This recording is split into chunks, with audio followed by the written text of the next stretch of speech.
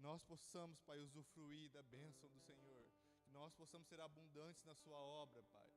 Senhor, obrigado por não ser indiferente, Senhor, ao nosso sofrimento, à nossa dor, Pai, às nossas lutas, nossas batalhas, Pai. Obrigado por seu socorro bem presente, Pai. Senhor, que nessa manhã nós possamos ter a confirmação, Senhor, a confirmação que o Senhor está presente, Pai, a confirmação que é o Senhor que nos guarda, que nos guia, Pai. Nós te agradecemos em nome do Senhor Jesus. Amém.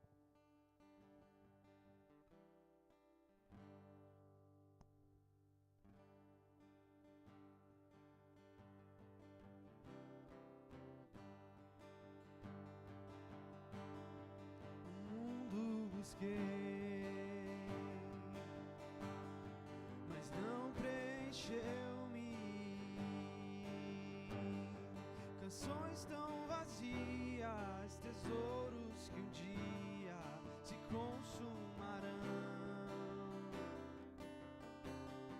Então você veio e me trouxe pra perto,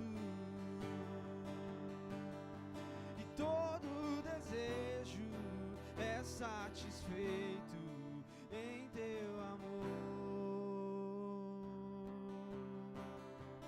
Não há nada melhor, não há nada melhor, não há nada melhor que o meu Deus. Não há nada melhor, não há nada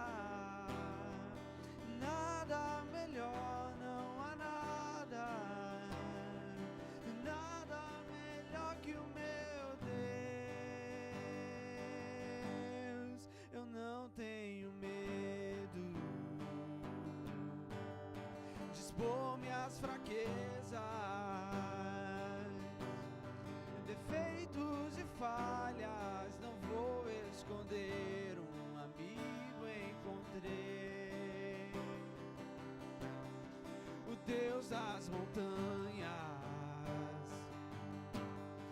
é o Deus dos vales, e não há lugar que a tua graça não possa me achar. Não há nada melhor, não há nada melhor, não há nada melhor que o meu Deus. Não há nada melhor, não há nada melhor, não há nada melhor que o meu Deus.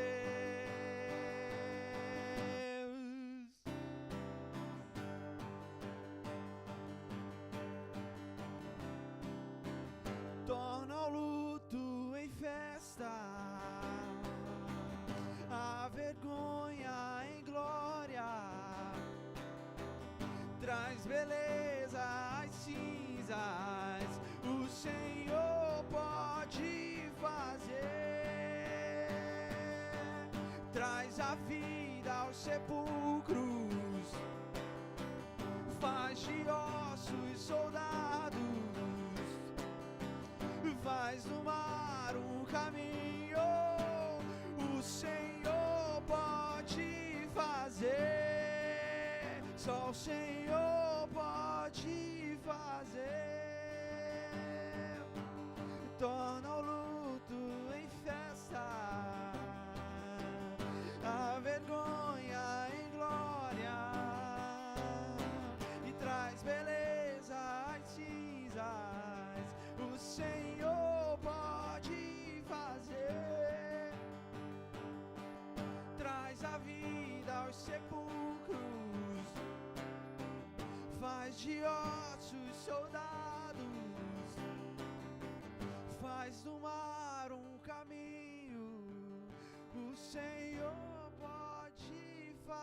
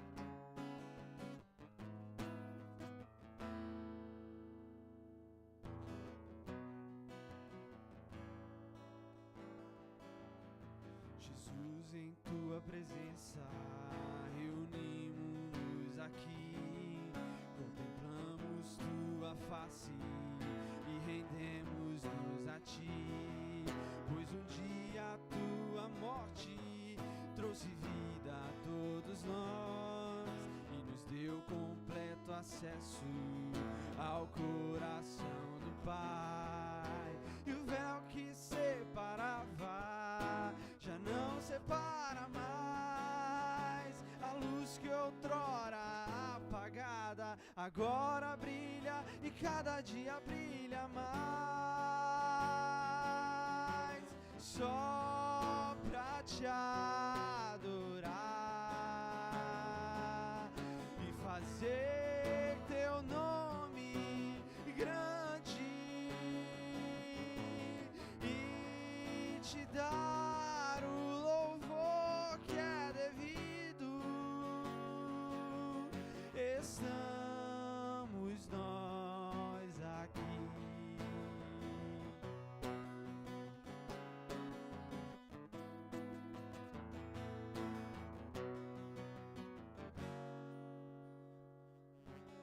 Jesus, em tua presença reunimos-nos aqui, contemplamos tua face e rendemos-nos a ti, pois um dia a tua morte trouxe vida a todos nós e nos deu completo acesso ao coração do Pai.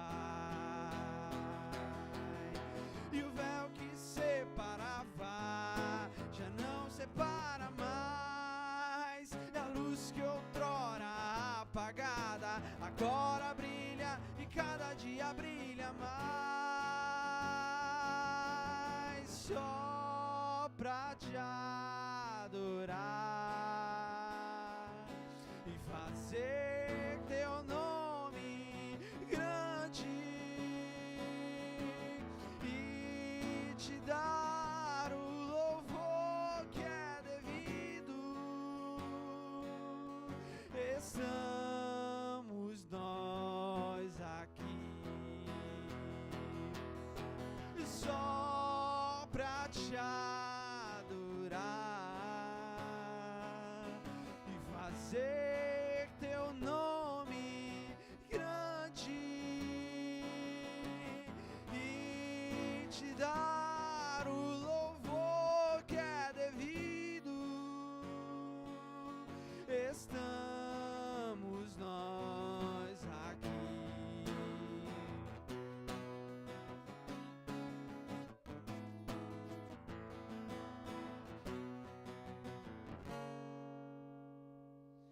E o véu que separava já não separa mais. E a luz que outrora apagada agora brilha e cada dia brilha mais.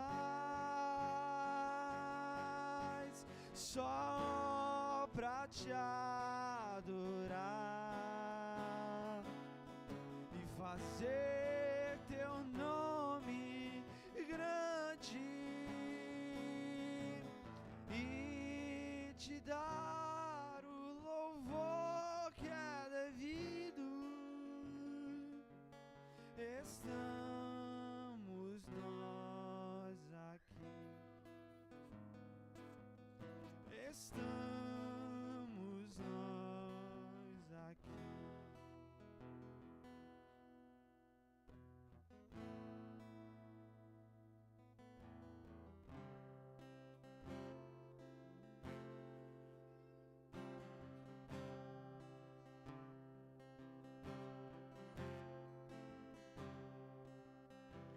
As muitas gerações rendidas em louvor, cantando ao Cordeiro uma canção. E os que em ti se foram e os que hão de crer, cantando ao Cordeiro uma canção. Teu nome é o mais alto, teu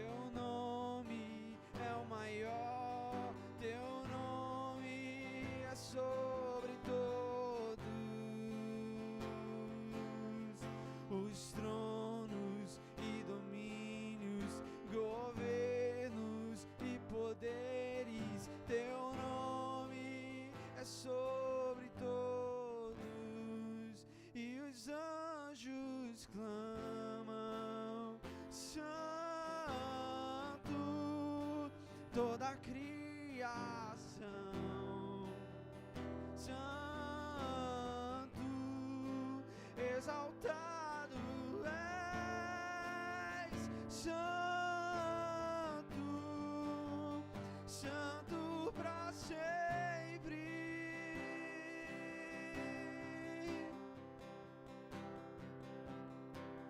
Quem foi perdoado e redimido foi, cante ao Cordeiro uma canção. Aquele que é livre leva o seu nome, cante ao Cordeiro uma canção. Cantaremos para sempre, amém. E os anjos clamam, santo, toda a criação. Santo, exaltado és, santo, santo para sempre.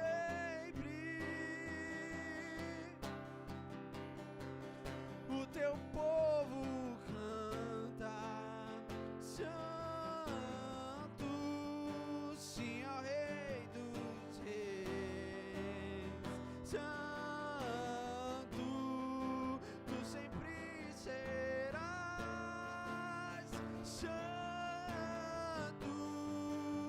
santo para sempre.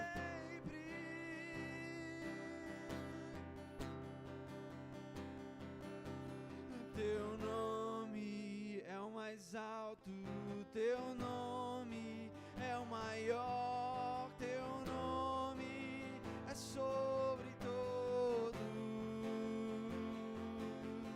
O nome é o mais alto, teu nome é o maior, teu nome é sobre todos. E os tronos e domínios, governos e poderes, teu nome é sobre todos. E os anjos cantam, santo, toda a criação. Santo, exaltado és, santo, santo para sempre. E o teu povo canta, santo, sim ao Rei dos Reis. Santo, tu sempre serás. Santo, santo para sempre.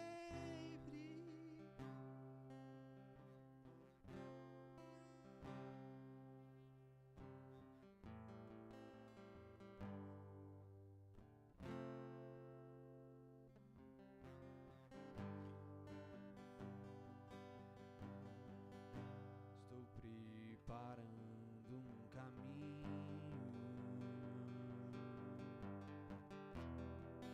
endireitando as veredas e cada vez mais diminuindo, porque importa que ele cresça. E nele o meu prazer está. Eu não sou digno de desatar as suas sandálias. E nele a minha vida está. E eu caminho com a certeza de que ele virá. E é ele, por ele que eu estou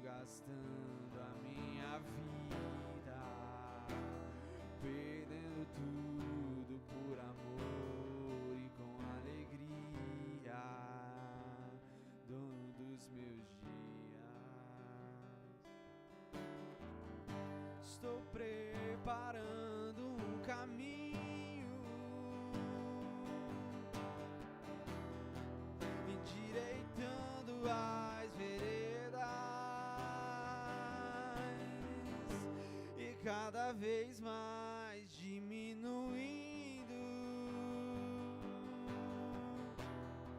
porque importa que ele cresça. Nele o meu prazer está. Eu não sou digno de desatar as suas sandálias, e nele a minha vida está, e eu caminho com a certeza de que ele virá. E é ele, por ele que eu estou gastando a minha vida, perdendo tudo por amor e com alegria, dono dos meus dias. E é ele, por ele que eu estou gastando a minha vida, perdendo tudo por amor e com alegria, dono dos meus dias, e ele virá, soberano em poder, ele virá, e o governo está nele. Vejam, ele traz consigo a sua recompensa, ele virá, soberano em poder, ele virá, e o governo está nele. Vejam, ele traz consigo a sua recompensa, e é ele, por ele que eu estou gastando a minha vida, perdendo tudo por amor e com alegria, dono dos meus dias. E é ele, por ele que eu estou gastando a minha vida, perdendo tudo por amor e com alegria, dono dos meus dias, e ele virá,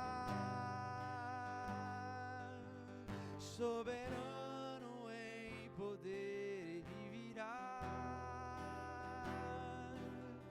e o governo está nele. Vejam, ele traz consigo a sua recompensa.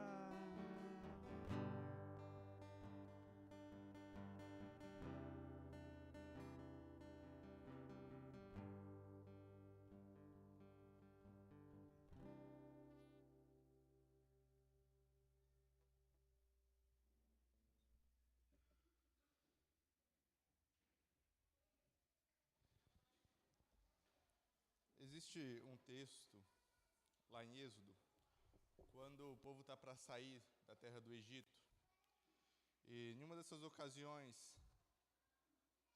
que o faraó começa a negociar com Moisés para deixar o povo sair, ele fala bem assim: vocês podem sair, mas vocês vão deixar os animais. E essa é a questão que muitas vezes Satanás tenta fazer com a nossa vida. Fala assim: não, você pode servir a Deus, mas os recursos que vocês têm, as coisas que vocês carregam, não precisa. Essas coisas vocês não precisam apresentar para Deus. E nós entendemos que tudo que nós temos, tudo, pertence a Deus. Tanto a nossa vida, quanto nossos filhos, quanto nossos recursos. Quem proporciona tudo é Ele. Ele é o verdadeiro provedor. Ele provê todas as coisas. Todas as coisas da nossa vida são espirituais. porque tudo provém de Deus, tudo provém do Espírito. Então, hoje, tendo essa convicção, tendo essa certeza, que vocês possam trazer seus recursos também. A gente adorou com o nosso coração, a gente adorou com a nossa vida, a gente apresentou a nossa família. Agora é o momento de a gente adorar com os recursos também. Então, dá essa oportunidade também para vocês, amém? Vai ter o Pix.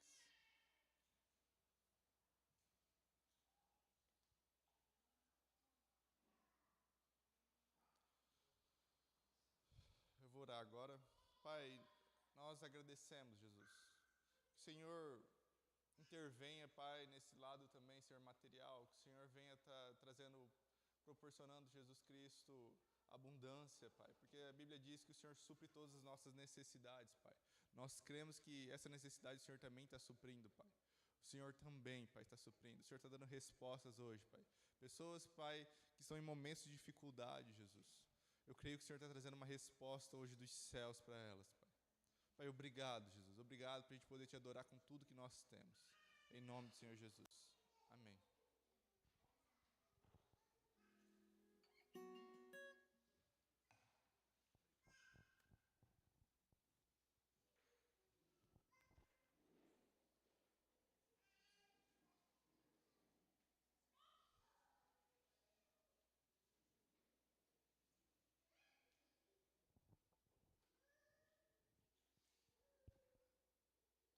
Microfonia dentro, tá?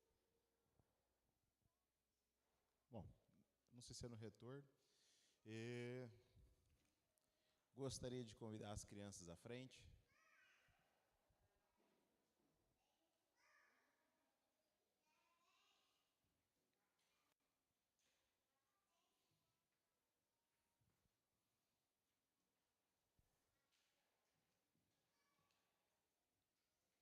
Olha aí. O nosso time.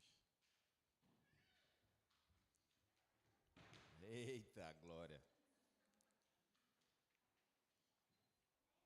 É o sapato de fogo. Estenda sua mão para cá, vamos orar por elas.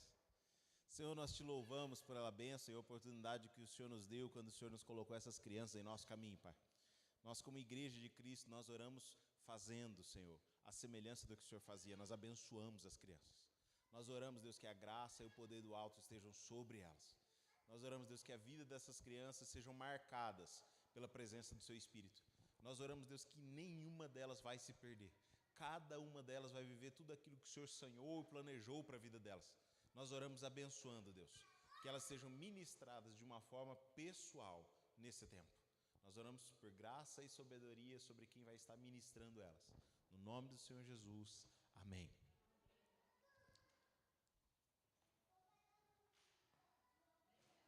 Will, faz favor para mim, apaga só as luzes brancas. Essas duas, isso. Obrigado. Fica mais confortável quando fica mais pro amarelo. Irmãos, eu acredito que foi 2 finais de semana atrás. Tá bem? Eu compartilhei uma mensagem com a igreja chamada O Coração do Sacerdote. E antes de compartilhar aquela mensagem, Deus me disse algo. Deus me disse, olha, eu orando a respeito, antes de trazer a mensagem, o Senhor me disse, olha, tem várias pessoas dentro da igreja que faz muito tempo que estão esperando que algumas coisas aconteçam na vida delas. Elas estão andando nisso, têm orado por isso. E eu quero que você compartilhe com a minha igreja chaves para elas viverem esse lugar. Então, naquela oportunidade, eu falei especialmente sobre intercessão sacerdotal. E eu disse a vocês, eu falei, eu tenho a impressão que o Senhor quer continuar trabalhando nesse tema. Então, eu não falei para vocês, olha, vão ser tantas mensagens a respeito disso. Então, o tema da conversa que aconteceu, daquela mensagem, era chaves para 2026. E hoje eu quero continuar isso. Eu entendi de Deus que era o momento oportuno. Quando o Senhor falou para mim o tema chaves para 2026, eu falei, Senhor, normalmente eu vejo o seu povo movendo-se debaixo de uma palavra. É normal o Senhor dar uma palavra. Aquele dia eu ministrei aqui e de noite eu ministrava em Sapezal. E durante o louvor eu entendi Deus me falando algo. Durante o louvor o Senhor me disse enchimento. Eu falei, agora começou a fazer mais sentido. O Senhor me disse que esse ano de 2026 é um ano de enchimento. E aí você vai pensar o quê? Quer dizer que eu vou comprar um saco de bexiga e vou ficar enchendo em casa? Não, criatura. Deus quer encher várias áreas da sua vida.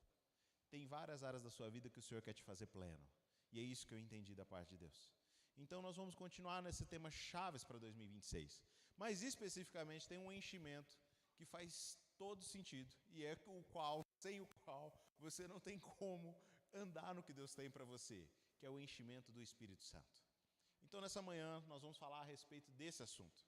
Eu quero ler com vocês um texto antes de começar a mensagem, ou vamos iniciar por esse texto. 1 Coríntios capítulo 12, o verso 1. Estou lendo na NVI. Quem tem o preconceito com o fundo musical é o Gé, viu? Eu não tenho, se quiser deixar eu gosto. Se quiser deixar eu me sinto, a música me acalma, senão eu vou ficando muito pentecostal, irmãos. 1 Coríntios capítulo 12. Na NVI, primeiro. 12:1, 12:1. Portão de embarque. Tá pronto, né, irmão? Você tá ligado, isso é bom, isso é bom, isso é bom, isso é bom, isso é bom. Bom dia! Olha aí, ó. Agora eu senti firmeza. Pouca, mas daqui pro final.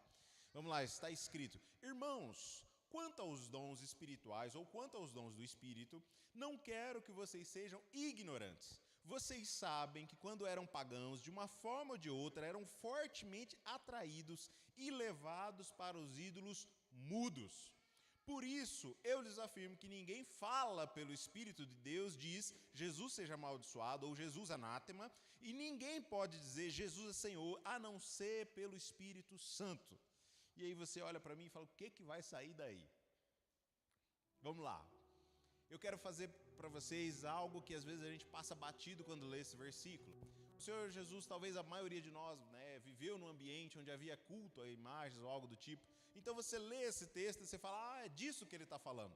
Mas eu quero te dizer que não. Às vezes não fica tão óbvio, mas o texto está fazendo um paralelo. Sabia disso? Há um paralelo, ele diz assim, olha, houve um tempo da vida de vocês que vocês serviam a ídolos mudos. Vocês eram atraídos para ele. E aqui ele está colocando todo tipo de situação. Nós vemos, por exemplo, o culto a Diana, os apóstolos surrados pelo pessoal, porque eu falo, olha, vai acabar o culto à grande deusa Diana. Eles cultuavam, dizia que havia caído um cometa, então era fonte de renda. Então havia todo tipo de culto, todo tipo de ídolo. E ele diz assim, olha, é natural que antes de vocês conhecerem a Cristo, vocês fossem atraídos por isso. Sabe o que é ser atraído, irmão? Pensa no dia em que você não comeu, no dia que você está morrendo de fome. Aí você passa na frente do espetinho. Sentiu, né? Chegou em casa, aí a mãe, a avó fez aquele bolo que você gosta. Lá na porta, você... Isso é ser atraído. Isso é você ter o desejo. Você sentiu o cheiro, você fala, isso aqui é bom. O que ele está dizendo é que quando você não conhecia o Senhor Jesus, você era atraído. Não era simplesmente natural. Ele diz, havia algo sobrenatural que levava você a permanecer num tipo de culto, alguém que é mudo. Aí você fala, mas peraí, eu vejo tanto culto lá, o povo incorpora e daí fala, como é que é mudo? Não é desse tipo de mudez que ele está falando. Ele está dizendo a respeito do efeito dela. Mas aí ele faz um paralelo. Ele diz que você serviu esses ídolos. Agora, porém, por isso eles afirmam que ninguém fala pelo Espírito de Deus. Aí é onde eu digo que às vezes a gente perde o que está no óbvio. Por quê? Ele diz o seguinte, ele não fala que vocês serviam ídolos mudos e agora o Espírito de Deus fala. Ele fala assim, vocês serviam ídolos mudos e agora ninguém fala pelo Espírito de Deus. E o que isso faz diferença? É simples. Ele está dizendo a respeito de nós, os cristãos, falarmos pelo Espírito de Deus. O que muda? Se você só lê dessa forma, você pensa só num Deus de forma sobrenatural falando conosco. Mas o paralelo que ele faz não é esse. O paralelo que ele faz é que vocês serviam ídolos mudos, mas agora você anda no meio de um povo que ouve a voz de Deus e compartilha o que Deus está falando. Ele está dizendo que no nosso meio, entre os cristãos, vai ser normal alguém chegar e para dizer, fala, Deus me disse algo. Ou eu tenho algo da parte de Deus para te falar. Eu quero nessa manhã fazer igual aquele dia do sacerdócio lá. Eu quero botar uma maionese, né? Eu vou colocar o máximo de testemunho que eu puder para você começar a entender o que o Senhor quer fazer. você conseguir entender que Deus fala, e fala por meio de pessoas. Eu lembro de uma experiência do Luciano Subirá, que acho que foi cômica. Ele fala que estava dirigindo uma reunião de um culto, e que, segundo ele, nem antes nem depois, ele nunca teve numa reunião que ele tivesse tanta palavra de sabedoria, palavra de conhecimento. Normalmente a gente chama tudo isso de profecia, e cura, e acontecendo, e coisa, e aquele avivamento, e palavra para um, palavra para outro. Uma hora ele olhou para uma irmã, ele teve uma visão. E a irmã estava com a trombeta na frente da boca, na visão dele, e ela colocava a mão na trombeta. E aí ele todo empolgado, ele falou: irmã, não retenha o que Deus tem te dado. Deus me mostrou que você tem como uma trombeta na frente da boca e você tapa ela. Deus está dizendo que é Ele que está colocando em você a palavra e você tem que verbalizar ela. E a irmã falou: glória a Deus, pastor, que o senhor falou comigo. Porque eu estou aqui dizendo para Deus: Deus, eu só falo isso se o senhor usar Ele para falar comigo. E aí ele já ficou assim, né? Eu falei: pastor, eu tenho algo para te falar, é a respeito do cuidado do seu corpo, com o seu peso. E ele disse que ele abominava isso, ele nunca acolheu ninguém que falasse sobre esse assunto com ele. Mas agora ele teve a visão para dizer para ela entregar, ele não tinha como falar assim, não era de Deus. Ele ouve o que ela diz. E ela falou: olha, se eu disse para Deus: Deus, eu só falo isso para ele se o senhor usar ele para falar, para eu entregar essa palavra para ele. Então aquele dia ele não teve nem para onde correr, né? Mas o que foi a grande questão? É que quando ele vai para o tempo devocional dele, ele vai para o tempo de oração, ele começa a falar: Deus, para mim não faz sentido. Eu estou ali, o Senhor está me dando palavra para várias pessoas. O Senhor está me dando palavra, gente sendo curada. Qual o sentido de, ao invés do Senhor falar comigo, o Senhor fala com o terceiro, para o terceiro falar comigo? Deus disse assim: Luciano, se eu falar só com você, você vai se tornar arrogante. Eu não abro mão de corrigir você por meio dos meus outros filhos. E aqui vem o ponto: você servia deuses mudos, mas agora você anda no meio de quem fala pelo Espírito de Deus. Então a Bíblia vai dizer, Paulo vai dizer: não ignoreis as profecias, você tem que provar elas, acolhei o que é bom. Então há uma necessidade de você primeiro entender como é que funcionam os dons, mas também você não rejeitá-los, você os acolher. Qual que é o grande desafio? Se você pega em 1 Coríntios, bem no início, acho que é no capítulo 1 ou 2, Paulo diz o seguinte aos Coríntios: olha, para vocês não faltam nenhum dos dons. O que ele está dizendo para a igreja? Ele falou: o problema de vocês, e aí você lê isso aqui, ele fala: eu não quanto aos dons, eu não quero que você seja ignorante. Às vezes fica a impressão, é que parece que a igreja nem sabia que Deus falava por meio do Espírito Santo. Mas aí se eu pego com o começo da carta, não faz sentido, porque ele diz o quê para a igreja no começo da carta? Olha, vocês têm todos os dons. A igreja tinha convivência, ela sabia que existiam os dons, as pessoas tinham dons. Qual que era o problema? Era como operar debaixo dos dons. O problema da igreja de Corinto é a bagunça, a salada mista que eles faziam com os dons. Eles faziam uma verdadeira balbúrdia. Não vai procurar no YouTube, mas tem uns vídeos que parecem a igreja de Corinto profundamente. O ponto é, irmãos, que ele vai começar a instruir eles a como operar debaixo dos dons, com ordem, decência, submissão à vontade de Deus. Então, basicamente, o capítulo 12, 13 e 14 de 1 Coríntios, talvez sejam os capítulos que eu mais estudei de toda a Bíblia. E para você poder absorver o como funcionar deles. E todas as vezes que eu leio, eu estudo, eu olho, eu falo: cara, tem sempre algo mais. Então esse ano, que é um ano do enchimento do Espírito, eu te desafio. Coloca como regra, ao menos uma vez por semana, você vai ler esses 3 capítulos, leia um por semana, enfim, volte neles, medite a respeito. Dito isso, irmãos, como que é esse assunto? Como que isso começa? O Senhor Jesus, ele faz promessas ao povo. Em todo o tempo que ele estava ali, ele estava dizendo e avisando que eles seriam batizados no Espírito Santo. E aí a gente começa as confusões. Por quê? Qual que é a evidência que alguém foi batizado no Espírito Santo? Eu aprendi há muitos anos que quando você quer entender um assunto na Bíblia, você volta na primeira vez que ele aparece, certo? Então quando eu quero falar de casamento, eu volto lá em Gênesis. Quando eu quero falar de homicídio, eu volto lá em Gênesis. Por quê? Todos os outros textos vão vir complementando aquele. Então, quando eu quero entender sobre ser batizado no Espírito Santo, eu volto na primeira experiência. Como o Senhor Jesus avisou que seria e como ela acontece. Atos capítulo 1, nós vamos ler o verso 4. Possivelmente o autor de Atos é Lucas, o mesmo autor do Evangelho que leva o nome dele. E eu quero ler essa porção porque ele vai citar palavras do Senhor Jesus. Atos 1, 4. ele está fazendo menção de como que era o Jesus conversando com os discípulos antes dele subir aos céus. Ele vai dizer o seguinte, olha, certa ocasião, enquanto comia com eles, deu-lhes a seguinte ordem: não saiam de Jerusalém até o Pai enviar a promessa, conforme eu lhes disse. João batizou com água, mas dentro de poucos dias vocês serão batizados com o Espírito Santo. Esse trecho nós vamos encontrar, não precisa de pôr em Lucas 24, 49, que ele diz: esperem da cidade, até do alto serem revestidos de poder. Qual que é o ponto? Como que aconteceu essa experiência? Essa experiência ela vai acontecer em Pentecostes. Quantos dias são do dia que Jesus subiu aos céus até Pentecostes? Me ajuda.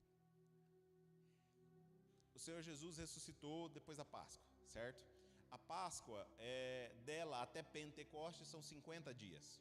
Quando o Senhor Jesus ressuscitou, ele passou 40 dias com eles. Então, o Senhor Jesus sobe aos céus, eles passam 10 dias, ao que tudo indica, trancafiados, orando, esperando o revestimento do alto. Então, por 10 dias. No 10º dia, aconteceu o que está lá em Atos 2, 2. Cumprindo-se o dia de Pentecostes, estavam todos reunidos no mesmo lugar. E de repente veio do céu um som como de um vento veemente e impetuoso. Encheu toda a casa em que estavam assentados. Foram vistas por eles línguas repartidas como que de fogo, as quais pousaram sobre cada um deles. E todos foram cheios do Espírito Santo e começaram a falar em outras línguas, conforme o Espírito Santo lhes concedia que falassem. Vamos lá de novo. O Senhor Jesus disse que eles seriam revestidos do alto. O Senhor Jesus disse que eles seriam batizados no Espírito Santo. Quando acontece o momento, qual que é a evidência? Falar em línguas. Concorda comigo? O Senhor Jesus disse, olha, vocês vão ser revestidos do alto, vocês vão ser batizados do Espírito Santo. Quando eles são batizados no Espírito Santo, eles começam o quê? Falar em línguas. Então eu posso concluir, eu vou complementar isso aqui para você não ficar só nesse texto, mas normalmente eu invisto em torno de umas 4 a 5 horas só nesse assunto. E você não tem esse tempo para me dar nessa manhã. E nem eu, porque eu ainda volto para essa pesar hoje. Mas a verdade é que eu vou tentar sintetizar, mas eu tenho um prazer, eu amo conversar sobre esse assunto. Se você ficar com dúvida, eu vou ter o maior prazer de tocar nesse assunto com você. Mas o que eu quero te dizer? A evidência de quando alguém foi cheio do Espírito Santo é o falar em línguas.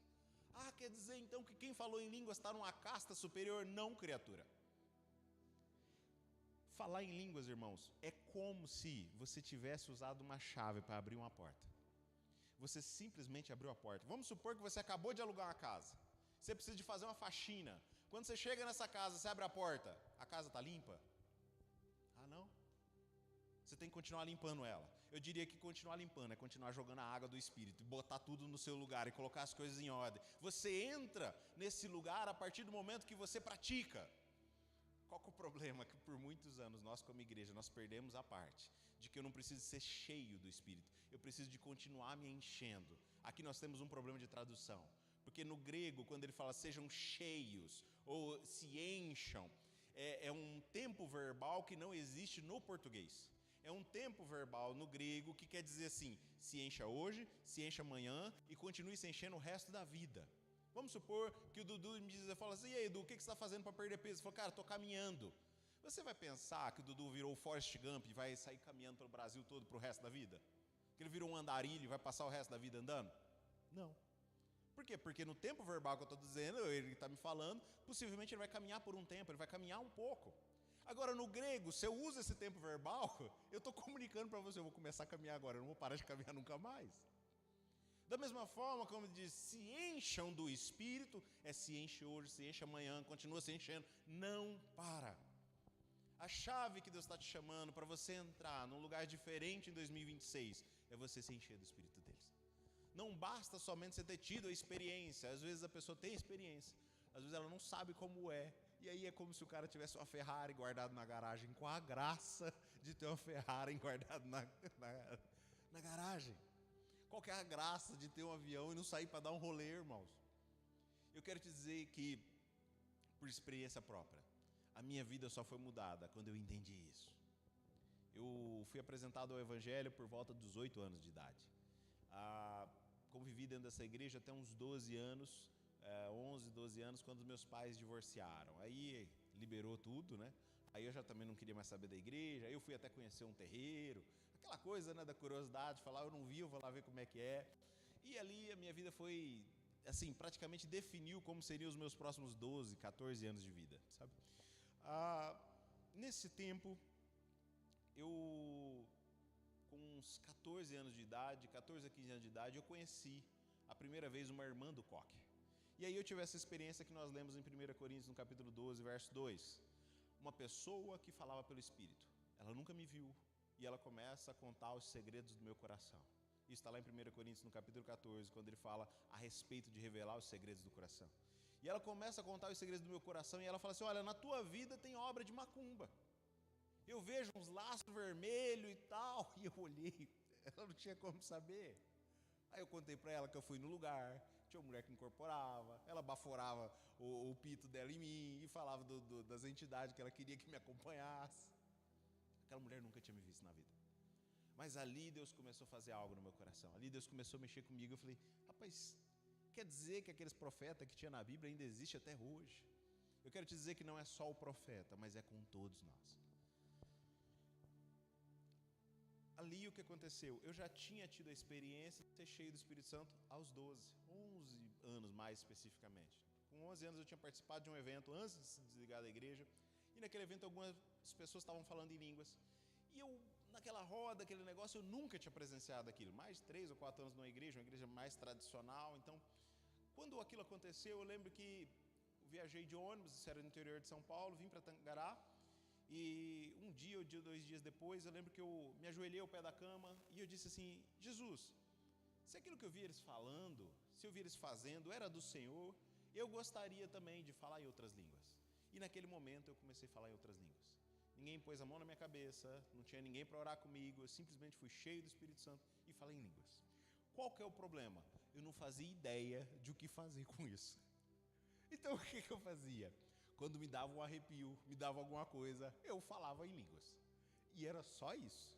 Então eu deduzi que aquilo era para aqueles momentos. Isso tem muito mais a ver com emoção do que realmente com o Espírito. Nós lemos a experiência e diz que eles falavam conforme o Espírito lhes concedia o que falasse. Quem falava em línguas? Quando eles foram cheios, quem falava? Eles falavam conforme o Espírito lhes concedia que falasse. Quem falava? Me ajuda. Os discípulos falavam. O Espírito Santo não toma a boca da pessoa para falar. Não é isso que está acontecendo. Diz que eles falavam à medida que ele concedia. O que quer dizer? Eu não tenho como inventar isso. Eu não tenho como tirar isso de qualquer lugar. Mas à medida que ele me der, ele não vai tomar na minha boca e vai... Não vai acontecer. Ele vai gerar em mim a linguagem. Quem vai falar sou eu. Por que eu estou falando isso? Muita gente fala assim, eu não falo em línguas porque eu não quero falar na carne. Eu só quero falar no Espírito. E ele relaciona o sentir fisicamente com isso. Só que eu quero te dizer que é o único dom que ele é gerado 24/7. 24 horas por 7, o nosso Deus que não descansa, ele gera em você essa linguagem. Tanto é que enquanto eu estou falando desse assunto, você fica lembrando das palavras que você fala lá. Não significa nada, mas não sai da sua cabeça. Sabe por que não sai da sua cabeça? Porque o que eu estou te falando é verdade, porque está escrito, concorda comigo, fica mais fácil. Deixe ser convencido nessa manhã pelo Espírito de Deus. Ele gera em você essa linguagem o tempo todo. O que ninguém me ensinou? Como é que usava? Eu não entendia que eu deveria ficar fazendo isso a maior parte do tempo. Eu vou adiantar cenas do próximo capítulo, né? Mas Paulo diz aos Coríntios, eu dou graças a Deus, porque eu oro em línguas mais do que todos vós. 1 Coríntios 14, 18. Dou graças a Deus por falar em línguas mais do que todos vocês. Ele fala o seguinte, junta a igreja inteira de Coríntios. Todo o tempo que vocês falam em línguas, fazendo essa bagunça, do jeito que eu não ensinei a fazer. Vocês falam na frente de quem é crente, de quem não é crente. Vocês falam pelos lugares. Junta vocês todos. Eu falo mais do que todos vós. O que Paulo está fazendo? Vocês estão aqui embaixo, eu estou lá em cima. Mentira, irmão, ele não está fazendo isso. O que Paulo está dizendo? Eu dou graças a Deus. Sabe por quê? Isso é uma ferramenta que eu descobri. Ele está dizendo, eu sou feliz porque eu descobri como viver sendo cheio do Espírito. Ele não está querendo humilhar a igreja, ele está dizendo assim, graças a Deus que eu descobri isso. Sabe o que muda a vida de alguém? O conhecer. À medida que você conhece a verdade, a pessoa de Cristo, você vai sendo liberto, você pode viver algo novo. Se você não conhecer, não tem como mudar a sua cosmovisão, não tem como mudar a tua parte de epistemologia, a forma como você enxerga o mundo. Quantos de nós olhamos muitas coisas na nossa vida, isso aqui tem nada a ver, isso aqui tem nada não. Diz que é os dois demônios mais perigosos que existem na face da terra, é o tem nada a ver e o dá nada não. Isso aqui pode, isso aqui não pode. Não vou exemplificar o que você pode ter feito falando que não tinha nada a ver, ou não dá nada não. Mas, o que acontece? Quando a gente vai para as Escrituras e no Novo Testamento, especialmente no livro de Atos, nós temos apenas 5 registros de pessoas sendo cheias do Espírito Santo. Só 5 de pessoas sendo batizadas no Espírito Santo. E o que isso complica ou descomplica? Por 5 vezes isso aparece. Das 5 vezes que aparece, nós temos 3 descritivas. Como assim? Ele me explica como é que as experiências ocorreram. Mas eu tenho 2 vezes que ele aparece que ele simplesmente menciona: as pessoas foram cheias do Espírito.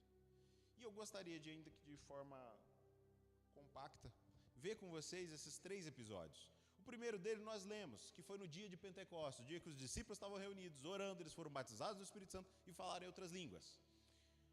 Em Atos 10, 44, não precisa de abrir, eu não vou ler todo o texto. Pedro está pregando na casa de Cornélio. O jeito que Deus levou Pedro para a casa de Cornélio foi uma forma sobrenatural. Cornélio era romano, temente a Deus, e ele no horário das orações, no horário que ele costumava orar, que eu acho que é 3 da tarde, enquanto ele está orando, um anjo apareceu a ele nunca tinha tido essa experiência. E o anjo disse para Cornélio, falou, manda chamar um homem chamado Simão Pedro. Ele está na casa de fulano de tal, o curtidor, você manda ele buscar ele, porque eu quero fazer algo na tua família, certo? E aí, Cornélio manda buscar Pedro. Pedro, ao mesmo tempo, tem uma visão lá onde ele está esperando o almoço, sobreveio um êxtase, Deus fala com ele para ele entrar na casa do gentio. Ele estava dizendo, isso aí mudou, Pedro. Eu não preciso mais que vocês se afastem do pecador. Eu preciso que vocês influenciem o pecador. Essa é a experiência de Pedro, quando ele vê o lençol descendo com um monte de animais impuros. Quando Pedro recebe essa mensagem, ele se dirige até a casa de Cornélio. Quando ele chega na casa de Cornélio, ele começa a falar do que Jesus fez. Vou contar algo para vocês. Às vezes, irmãos, eu estou aqui todo empolgado. E tem vezes que Deus fala assim, Léo, fica de lado, dá licença que eu tenho algo para fazer. Aí eu não posso atrapalhar ele. O que eu quero te dizer? Esse dia na casa de Cornélio foi assim. Porque Pedro está falando de Cristo, ele está falando do sacrifício de Cristo. E a Bíblia diz o seguinte, de repente, enquanto Pedro falava essas palavras, o Espírito caiu sobre todos eles. É como, Pedro, bacana, você fez a parte sua, agora dá licença, não me atrapalha que eu tenho algo para fazer nessa casa de Cornélio. A Bíblia diz que todos foram cheios do Espírito Santo, de uma só vez. Não teve apelo, não deu para fazer muita coisa. Deus tomou a frente e fez. O que isso me mostra? Eu não preciso ter sido batizado nas águas antes de ser cheio do Espírito Santo. Eu simplesmente preciso de crer na mensagem do Evangelho. Não é possível viver isso sem ter nascido de novo. E em Atos 19, 6, nós vamos ter um episódio que Paulo está passando por Éfeso, tem ali alguns discípulos. Aí fala assim, eram os discípulos do caminho, ele começa a conversar com eles e ele diz o seguinte, vocês por acaso, quando creram, receberam o Espírito Santo? Aí os caras falam assim para ele, olha, nem sabemos que existe Espírito Santo. Ele falou, peraí. E vocês foram batizados em quê então, se vocês não sabem do Espírito Santo? Aí eles dizem, olha, nós fomos batizados no batismo de arrependimento de João Batista. Ele falou, não, calma, vamos resolver isso agora. João estava avisando do que havia de vir, o batismo dele era outro. Aí ele explica o Evangelho, batiza eles e ele ora por eles. E imediatamente, quando ele ora por eles, para eles receberem o Espírito Santo, eles foram cheios do Espírito, falavam em línguas e profetizavam. Atos 19, 6. Estou pegando só essa partezinha do trecho para a gente andar. Então, naquele momento, Paulo olha para eles e fala, não dá. E aqui eu quero chamar sua atenção. Por que parece que Paulo fica tão preocupado com eles não terem sido cheios? Deixa eu te dizer algo. Você não precisa de ser cheio do Espírito Santo para ser salvo. O cara na cruz não foi batizado nas águas, não foi cheio do Espírito Santo, mas ele está com o Senhor no paraíso. Eu não acredito que Jesus pode mentir. Então, se ele disse que ele estaria no paraíso, ele está no paraíso. Ele não teve nada disso. Portanto, por que Paulo fica tão preocupado? Vamos olhar algumas coisas. As igrejas estão no início, certo? Esse grupo de irmãos, se eu não me engano, eram 6 irmãos só. Não haviam estruturas. Não havia escola dominical, não havia célula, não havia muita coisa. Bíblia, as poucas pessoas que tinham era o Velho Testamento, só. Então, como que essas pessoas cresciam, permaneciam e deram fruto, e você e eu fomos evangelizados? Já parou para pensar nisso? Essas pessoas não estavam sendo pastoreadas. Às vezes Paulo passava por uma cidade, pregava o evangelho, eles experimentavam, ele ministrava o batismo do Espírito Santo e ia embora. Passava meses para ele voltar. Irmão, se aqui não, mas lá em Mineiros de Goiás, se às vezes o pastor ou a liderança se ausentar uns 6 meses da igreja, a tendência é que aquela igreja feche as portas e acaba. Agora, nos dias dele, não havia instrução, não tinha vídeo no YouTube, não tinha livro sobre o cristianismo, não tinha nada. O que faziam esses homens permanecer na presença de Deus? O Espírito Santo. Não tem uma outra explicação. Nós temos um outro episódio idêntico a esse, que está lá em Atos 9, que é quando Filipe, o evangelista, ele vai para aquelas regiões e ele começa a falar do evangelho e ele começa a ministrar cura, as pessoas estão sendo curadas. De repente as pessoas começam a ser libertas de espírito imundo. A Bíblia diz que toda aquela região encheu-se de alegria. Um homem sozinho evangelizou um estado inteiro. Meu sonho, irmãos, incendiar o Mato Grosso. Estou contando com você para me dar uma mão para fazer isso. Um homem sozinho, a Bíblia diz que ele mudou o quadro da região. Porque as pessoas passaram a ser libertas, as pessoas passaram a ser curadas. Um homem. Chega a notícia em Jerusalém. Filipe foi para a região de Samaria, o povo está recebendo o evangelho. O que Jerusalém fala? Imediatamente, a tropa de elite tem que descer para lá. Quem? Pedro e João. Por que a tropa de elite tinha que descer? Por que os mais próximos do Senhor, que tiveram mais experiência, os dois têm que ir para lá? Para quê? Para que eles recebessem o Espírito Santo. Eles não tinham ainda sido cheios do Espírito. Eles já criam no Senhor. Quando você nasce de novo, o Espírito Santo vai morar dentro de você, mas eles não haviam sido cheios, certo? Você ser cheio é o Espírito sobre você.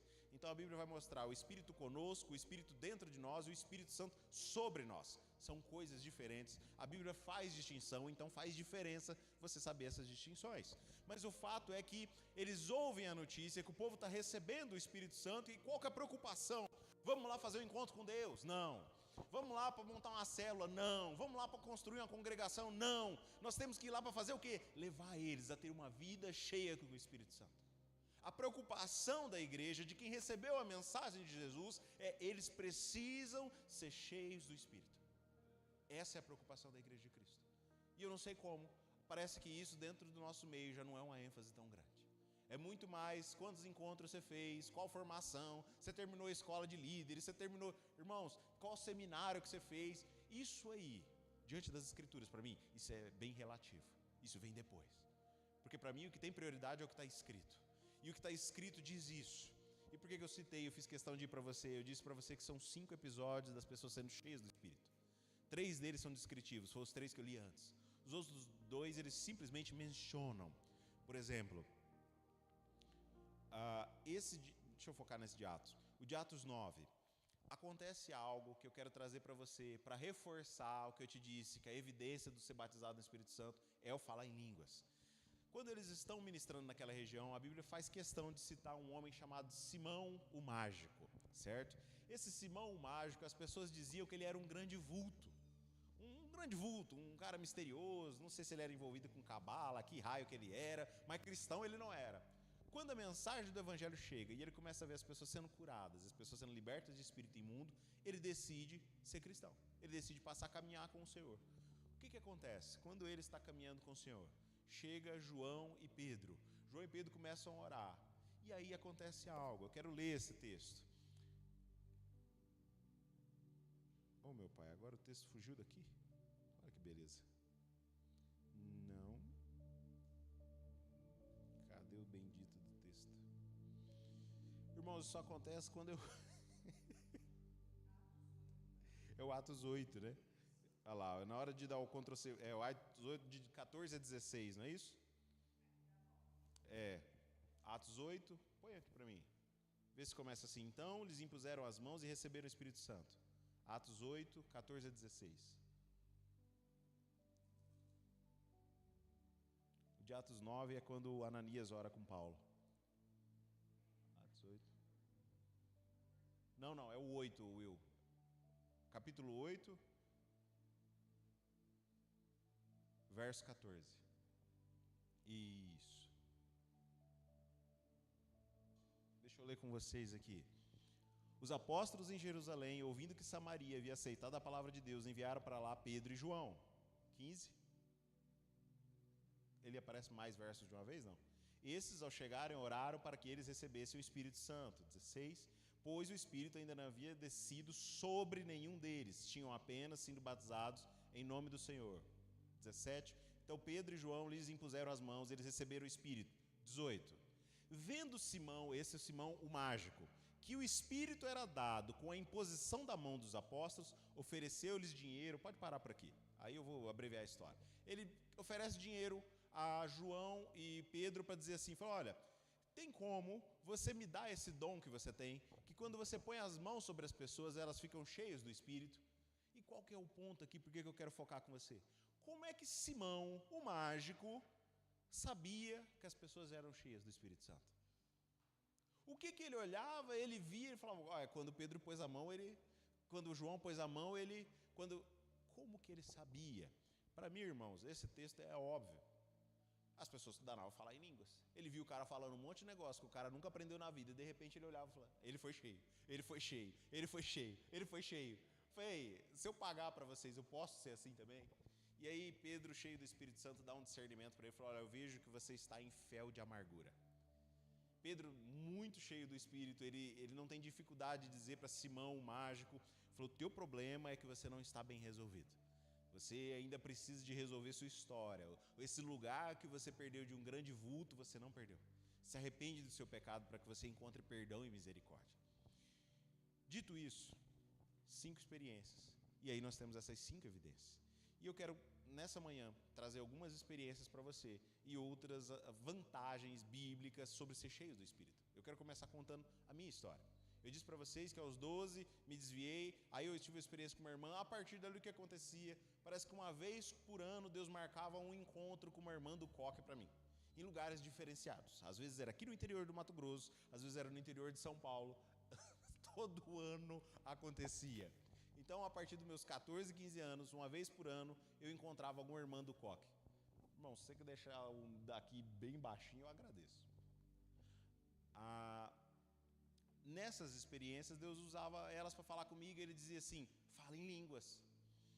E eu ficava assim, porque eu conhecia uma irmã do coque, ela me dava uma palavra para eu me corrigir, falava que se eu morresse para onde que eu estava indo naquele dia, ela não sabia da minha vida, e eu olhava aquilo tudo e falava, eu sei para onde eu estou indo se eu morrer agora.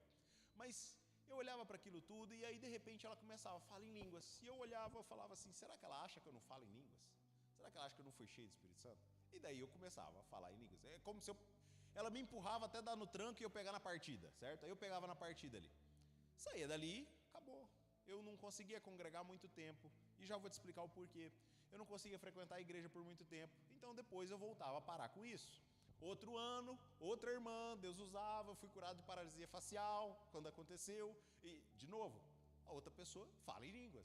Eu ficava indignado com aquilo, eu já comecei a achar, esses irmãos acham que eu nem na igreja eu fui. Eu sei o que vocês estão falando, eu sei do que vocês estão falando. E Deus usava essas pessoas para falar comigo. Irmãos, passaram-se os anos, em 2010 eu tive meu último acidente de carro. Né? No dia da consciência negra, quase que o meu passado ficou todo negro. E teria sido assim o último, porque foi o último acidente, foi indo para Sapezal, eu dormi no volante, atravessei a pista, bati o carro e a cara assim ficou estampada no para-brisa, o trincado tinha o desenho da minha testa.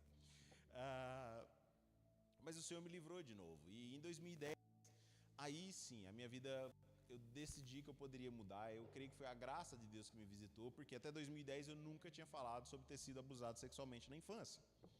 O que acontecia antes que me impedia de continuar congregando? Algumas coisas. Primeiro, vício em pornografia. Eu tinha sido exposto a isso muito, muito cedo. Muito cedo. Né? Fui abusado dos 4 até uns 8 anos, 9 anos, por diversas pessoas em lugares diferentes. Então, muito cedo eu fui exposto à pornografia. Então, aquilo começou a me acompanhar da infância. E eu começava a ir para a igreja e eu lia assim, se Cristo vos libertar, verdadeiramente sereis livres. E eu olhava para a minha vida, eu falava, cara, eu venho na igreja, eu peço perdão pelo pecado, depois eu caio de novo. Então eu não conseguia. Eu tenho uma coisa, irmão, que eu realmente nunca tive assim licença para ser, foi hipócrita. Eu nunca prestei para ficar dentro da igreja na prática de pecado. Ah, quer dizer que o senhor é santo e não peca? Não, criatura. Quer dizer que quando eu peco, eu estou aqui dentro, eu estou olhando para Deus e falo assim, eu quero ser diferente, eu quero mudar, eu vou largar isso. Mas a ideia de viver dentro da igreja fingindo que não tinha nada acontecendo, que é o que a Bíblia chama de hipocrisia, isso eu nunca consegui. Eu realmente não tinha aptidão para isso. Então eu não largava de mulherada, não largava de bebida, não largava de cigarro. Ainda bem que droga foi 1 ano só. E de lá para cá eu nunca mais recuperei o juízo. Mas é bem que a Paula fala, você tem que cuidar mais com seus pensamentos intrusivos. O fato é que entre os meus 12 anos até esse episódio de 2010, por vezes eu tentei. Em 2010, quando eu tive acidente, e outra coisa que acontecia, muitas vezes eu estava na hora do louvor, ou naquela hora da oração, que você começa, as lágrimas vêm, você começa a sentir algo diferente. E automaticamente, era como se eu estivesse entrando nesse lugar, um pensamento vinha. Se Deus me ama, por que eu fui abusado da minha infância? O que eu fiz para merecer isso? Então, irmãos, essas coisas me marcaram. Essa semana eu tive contato com o pastor Márcio Tanino, né? O Jefferson carinhosamente apelidou ele de o Coraiola japonês. Ele é muito, muito louco, mas eu amo ele, porque foi a primeira pessoa que ministrou na minha vida sobre libertação. E ele ministrou exatamente sobre orfandade. Ele me ministrou em 2010, poucos meses, talvez uns 2 meses, depois de eu contar que eu havia sido abusado na infância. Foi o episódio que marcou minha vida. Ele falou na minha vida sobre orfandade. Eu fui gerado fora da aliança. Então, quando ele começa a me ensinar aquilo ali, foi como se eu começasse a entender que o que eu vivi não era culpa minha. Tinha a ver com o legado dos meus pais. A história que eles construíram permitiu que houvesse ingerência satânica dentro da minha vida. Por que Satanás, eu vou abrir um parênteses aqui, por que Satanás é tão focado nisso? Eu não sei se vocês percebem, mas há uma pressão muito grande para a sexualização infantil. Por que há um foco tão grande em as crianças serem abusadas? Satanás não sente prazer, irmãos. Então ele não tem fixação, tesão. Satanás, ele trabalha com um projeto, propósito. Qual que é o propósito dele? Paulo diz o seguinte: toda a criação geme ardentemente, esperando a revelação dos filhos de Deus. Guarda isso. Quando Satanás consegue marcar a infância de uma criança com abuso, ele maculou a chance dela viver o propósito da vida dela. Você foi chamado para ser filho. Quando você é vítima de um abuso, dificilmente você volta a se alinhar com o projeto. Deixa eu te dizer algo. O pilar que sustenta a sua identidade é sua sexualidade saudável. Quando a mulher está grávida, você pergunta para ela, qual que é o nome? Não. Qual que é a primeira pergunta que você faz? É menino ou menina? Qual é o sexo? O sexo vem antes do nome. Você quer viver o que Deus tem para a sua vida? Resolva a tua área de sexualidade. Deus não proíbe o sexo ilícito porque ele é mau, malvadão e não quer ver feliz. Ele proíbe porque ele quer ver você realizado. Ele quer que você viva tudo que ele tem para a sua vida. Por isso que sexualidade é um assunto focado do diabo. Ele é especialista nisso. Porque se ele te macular nisso, ele vai evitar que você possa ser o filho. Ele vai evitar que a criação tenha a resposta que ela está esperando de você. A quantidade de ministérios que naufragaram porque a sexualidade não foi resolvida, não está escrito, irmãos. Não está escrito. A quantidade de Sansão, que era cheio do poder, cheio do espírito, mas que caiu por causa de um rabo de saia, não está escrito. E isso acontece aos montes. Fecha o parênteses. Quando o Senhor começa a me mostrar que o que eu vivi tinha a ver com o legado de onde eu vim, em 2010 eu me mudo para Ribeirão Preto. Me mudo para Ribeirão Preto. Eu acho que acabou. Não acabou não. É que eu fui ficando longe mesmo. Nós vamos corrigir isso essa semana. A partir de semana que vem terá mudanças no microfone, irmãos. Eu cheguei lá e tinha um irmão e uma irmã, e eles me deram um livro. E o livro era o Falar em Línguas, a linguagem sobrenatural de oração. Autor Luciano Subirá, que eu nunca tinha ouvido falar na minha vida. Me deram de presente de aniversário, tinha uma dedicatória. Você que talvez estiver vendo esse vídeo no YouTube, e você tiver com esse livro que tem a dedicatória, por favor, me devolva. Eu gosto dele. Eu te emprestei para Deus abençoar a sua vida, mas se você devolver, eu prometo que eu te dou outro. Mas me devolva o que tem a dedicatória. Alguém orou para escrever aquilo, a dedicatória é para mim. Você que tem ele guardado em casa, por favor, eu aceito ele de volta. Mas me deram esse livro e eu comi o livro. Rapidamente, eu leio assim, com um volume certo de leitura. Então, rapidamente eu li o livro. Quando eu li o livro, olhei aquilo, eu falei, rapaz, esse autor eu acho que não entende nada do Espírito Santo. Aí eu procuro um pastor pentecostal, eu falei, pastor, a gente fala em línguas quando quer, depois que foi cheio do Espírito Santo, ou quando Deus traz? Ele falou, não, rapaz, filho, ele me amava, filho, só fala quando o Espírito vem, senão o cara fala na carne. Então por que eu estou te dizendo essas coisas nessa manhã? Porque muita gente foi mal instruído nesse assunto. Biblicamente, eles falavam conforme o Espírito concedia que falassem. Depois que você foi cheio, é o tempo todo. O problema não é não poder falar. Paulo, inclusive, tem que doutrinar para a hora de não falar. Porque pode falar o tempo todo, ele tem que doutrinar a igreja de Corinto para falar, irmão, bota limite nisso. Tem um momento específico para isso. O que acontece? Eu leio o livro e eu descarto o livro. Eu falei, esse livro aqui não é de Deus não. Deixei lá de lado e guardei. Passou mais 2 anos, em Ribeirão Preto, eu fui batizado nas águas no início de 2010. Em Ribeirão Preto eu me esforcei muito para tentar ser crente, mas mais do que eu já tinha me esforçado em todo o tempo da minha vida. Era 1 mês, 2 meses sem pornografia, caía de novo. 1 mês, 2 meses sem sair com alguma moça, ir para a cama. Então assim, aquela coisa recorrente, então eu estava sempre tentando ficar em uma igreja. E foram 2 anos bastante difíceis. Chegou uma hora que eu quase não estava assim, mais indo muito em igreja nenhuma, mas tentando, mas não firmava, irmãos. Então o que eu quero te dizer, dos meus 12 até esse período, que eu não lembro quantos anos eu tinha, também não quero divulgar para você, mas até esse período de 2012, eu não conseguia firmar na igreja. Eu estava de tempos em tempos, eu esfriava, de tempos em tempos eu me distanciava, porque eu não podia conceber a ideia de eu continuar congregando e vivendo preso no pecado. Não servia para mim. Quando eu me formei em 2012, 2013, o meu primeiro trabalho foi em Cuiabá. Quando eu começo a trabalhar em Cuiabá, eu disse assim, Deus, quer saber? Eu acho que se eu me casar, resolve esse problema. Então eu quero fazer como uma turma de crente que eu vejo aí na igreja. Eu quero frequentar a igreja, dizimar, o Senhor abençoar minhas finanças, e quando eu me casar, eu me resolvo e eu viro crente. O Senhor pode fazer isso por mim? Irmãos, a sensação que deu é que Deus ouviu a oração e falou, fechado. Com 1 ou 2 meses, eu fechei os meus primeiros serviços. O meu primeiro serviço, irmãos, foi um serviço de acho que 110 mil reais, lá em 2013. Irmãos, hoje já é dinheiro, mas naquela época era muita grana. Então, eu estava no auge do auge da minha história, certo? No auge da minha forma física, né? Isso foi há 12 anos e 40 quilos atrás. Então, assim, eu lutava, enfim, tinha o que eu queria, então eu saía com as moças que eu estava afim, vivendo a vida que eu queria e com dinheiro. E eu era dizimista ainda. Então, em tese, eu estava vivendo o que eu projetei. Em tese, aquilo que a minha carência gritava, eu estava vivendo. Só que, irmão, não foi muito tempo. Isso foi bem no início do ano. Quando foi ali para março, maio, eu comecei a ter uma vontade muito grande de desistir da vida. Mas o pensamento de suicídio passou a ser recorrente. Assim, qual o sentido de eu continuar vivendo essa vida? Qual o sentido de eu continuar vivendo? Uma frustração tamanha que eu nunca tive antes começou a encher meu coração. E nesse tempo de frustração, Cuiabá estava na época das obras da Copa, que eles não terminaram até hoje, mas a cidade estava lotada daqueles caminhões grandes. E eu tinha um carro baixo, então eu olhava aqueles caminhões passando e falei, vou jogar meu carro de baixo. Por vezes e vezes, aquele pensamento vinha na cabeça. Então eu estava simplesmente tomando coragem para me matar. Era isso que eu estava passando em 2013. Frequentava uma igreja, era dizimista, vivendo como hipócrita dentro da igreja.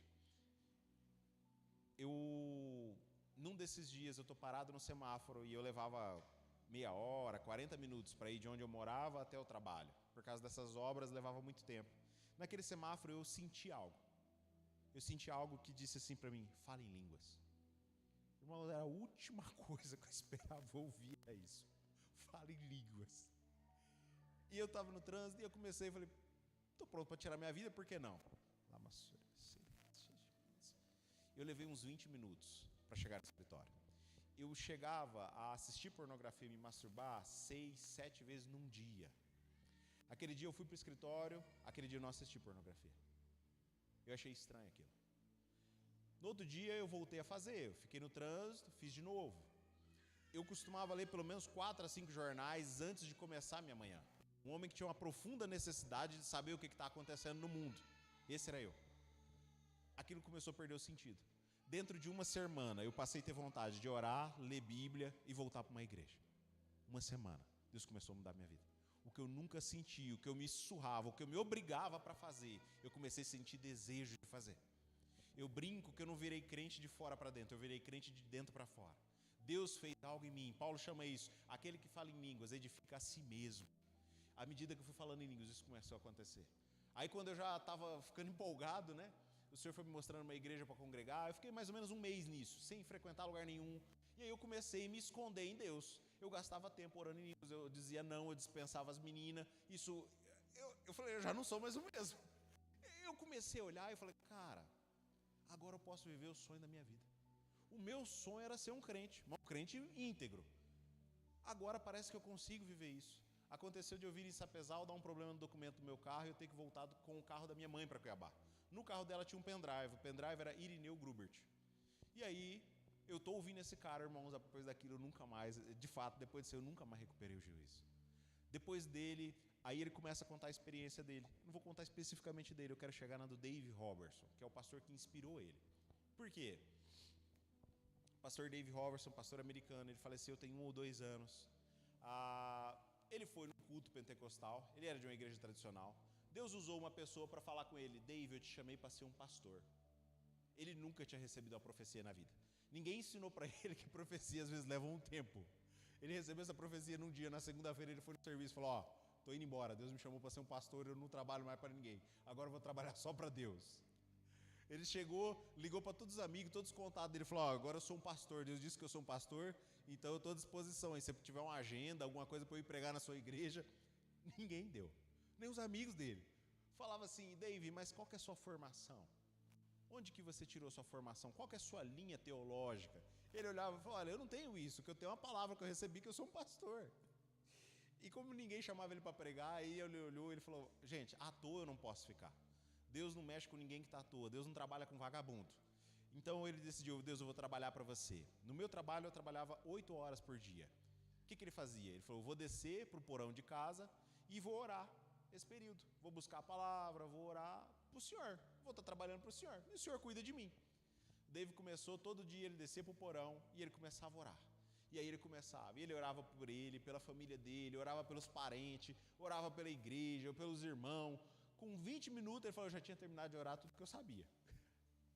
Aí eu olhava para o relógio e falei, e agora? Eu disse que eu ia orar 4 horas agora cedo. E ele pensou em algo, ele falou, por que não falar em línguas? E ele começou a falar em línguas. E o Dave começou a passar 4 horas falando em línguas. Dava o final das 4 horas, ele olhava o relógio e falava, Deus, lá no meu trabalho eu tinha um horário de almoço, eu vou subir para almoçar, depois eu volto. Ele relata algo que a única coisa que ele sentia era dor na maxilar e a garganta. Ele faz isso por aproximadamente 21 dias, e eu acho que foi exatamente isso, 21 dias, ele orando em línguas, 8 horas por dia.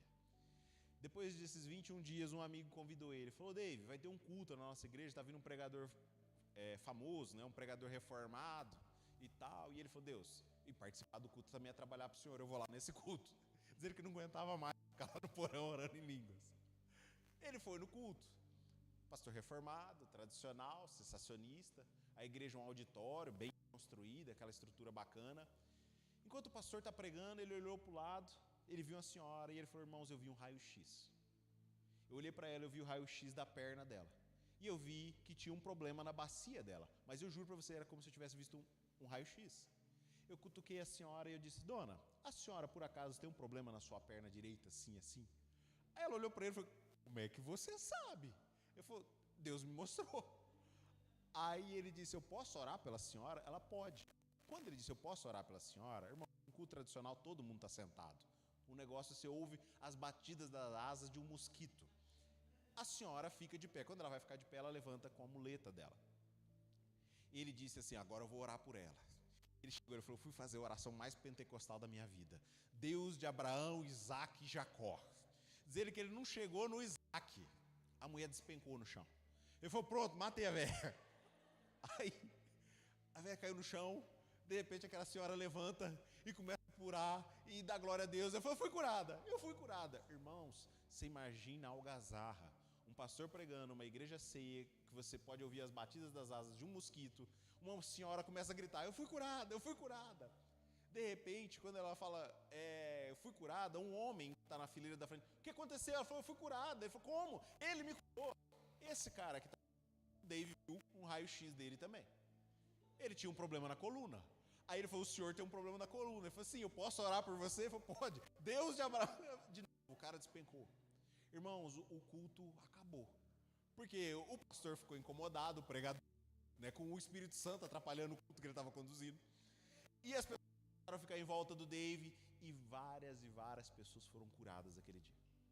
Quando essas pessoas foram curadas, né, o culto virou aquela algazarra santa. Deus tomou o espaço dele no culto. O Dave termina esse culto, ele sai da igreja e ele relata que ele abraçou a grade da igreja e ele começou a chorar. Ele falava, Deus, tanta gente para o senhor usar. Aquele filho seu formado no seminário estava lá pregando. E eu, um vadio, sem trabalho, que fica em casa, eu não tenho uma igreja para pregar. E o senhor usa alguém que nem eu. E ele ouviu algo que marcou a vida dele. O Espírito Santo disse, Dave, você sem querer, você descobriu o segredo para caminhar nos dons. E ele nunca mais foi o mesmo. O Dave, em um dado momento da vida dele, ele ouviu Deus falar com ele e falou, eu quero que você ministre ao Brasil. Então 2 vezes por ano ele estava aqui no Brasil, no interior de São Paulo. Então o Luciano Subirá, Judá Bertelli, Irineu Grubert, todos esses caras participaram lá. Todos esses homens decidiram manter uma vida de orar em línguas. O que o Dave fazia na reunião dele? Ele fazia uma reunião totalmente diferente do resto. O normal a gente tem um louvor, aí tem uma palavra e no final a gente ora por cura. O que o Dave fazia? Tinha um louvor e ele procurava alguém assim, né? Eu vou relatar a experiência do Irineu Grubert. Tinha um cara na frente do Irineu Grubert que o braço era só até o cotovelo. Ou tinha uma parte do antebraço, algo assim. Aí o Dave ia lá e pegava o cara. Tipo, terminou o louvor, ele vinha lá e pegava e trazia assim. Falei, vocês creem que Deus pode fazer crescer a mão dele, o resto do braço? E as pessoas diziam assim. O Irineu Grubert falava assim, cara, eu fui no postal, vem esse cara com essa camisa havaiana, ele acha que ele vai curar alguém. Falei, nunca que vai acontecer, ele nem está de terno. E aí as pessoas ali na expectativa, né? E aí as pessoas começam a olhar e ele falava assim, vocês creem ou não? E ele falava assim, olha para cá. O normal é você dizer para as pessoas, fecha os olhos, junta a sua fé com a minha. Ele falava, olha para cá, eu vou orar por ele agora. Então ele pegava aquela parte do membro e ele dizia, no nome de Jesus, cresce agora. E aí aquele membro terminava de crescer. O Irineu Grubert presenciou isso na frente dele e falou, meu Deus do céu, o que está acontecendo? Eu nunca vi isso numa igreja pentecostal. Por que o Dave fazia isso? Aí ele dizia às pessoas, vocês querem ter isso na sua vida? Orem em línguas. Aí ele começava a falar sobre o assunto de falar em outras línguas. Então a vida do Dave Roberts, se você procurar no YouTube, tem vários vídeos dele, gente sendo curada. Tem um de um rapaz que, assim, você vê que ele chega se arrastando, né? Ele usa aquelas 2 muletas, as pernas dele não tem firmeza. E ele foi curado instantâneo, ele começa a pular com o Dave, os 2 caem. É muito massa de ver o vídeo. Mas a vida desse homem, ele tinha uma mensagem. Deus comissionou ele para falar sobre um assunto, falar em línguas. Por que falar em línguas? Para você permanecer cheio do Espírito. E eu estou preocupado com o tempo. Eu acho que a gente tem um tempinho ainda, né? Você tá com pressa de ir embora? Aguenta mais um pouquinho? Então tá.